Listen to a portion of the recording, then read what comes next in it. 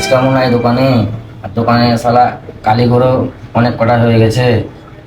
আর কাজ কামের অবস্থা এত খারাপ, কি বলার নাই। তার শালা বেশি দিন আসা হয়েছে, ওকে ডাকতে হবে।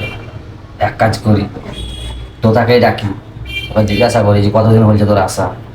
সেরকম যদি হয় তোকে ঘর পাঠিয়ে দেবো। তোতা, শুনে দিকে শোন। আসতেছে। বলো সেট। আরে তোর কতদিন আসা হলো রে? সেট 9 মাস তো আসা হয়ে গেছে। বস বস। এক কাজ কর, দেশ থেকে তুই ঘুরে আয় যা। কি কথা বলছো সেট? মানে তখন আমি সিনিয়র কালীঘর, আমি বাড়ার দেশে যাবো? আমি এখন বাড়ার দেশে যাবো না। আমার বউ বাচ্চা নেই, আমি দেশে যেতে পারবো না। অন্য জনকে দেশ পাঠাও, আমি দেশে যাবো না এখন। আমার বউ বাচ্চা আছে, আমি দেশে যাবো।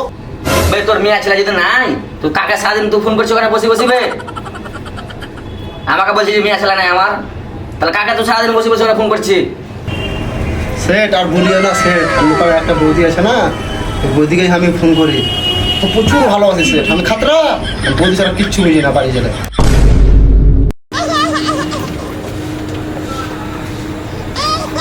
বলা শালা আমি না হলে বৌদি ভক্ত, শালা দোকানের কালীপুর ছোকরা সবাই শালা বৌদি ভক্ত, শালা দেখে নিয়ে আর পারা যাবে না। ঠিক